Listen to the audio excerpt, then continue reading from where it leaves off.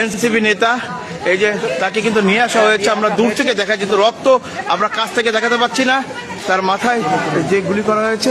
দর্শক আপনারা কিন্তু দূর থেকে দেখাচ্ছে যেহেতু রক্ত এই জন্য আমরা কাছ থেকে দেখাতে পাচ্ছি না, আমরা একটু দূর সেকশনের কারণে কিন্তু আমরা সরাসরি আপনাদেরকে দেখাতে। এই মাত্র কিন্তু আনা হয়েছে মোতালেব শিকদারকে, কিন্তু সিটি স্ক্যান করে কিন্তু জরুরি বিভাগে এই মাত্র আনা হয়েছে।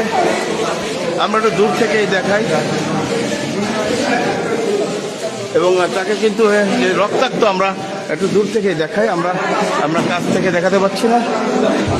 মোতালেব শিকদারকে কিন্তু এখন আবার ওয়ার্ডে নিয়ে যাওয়া হবে।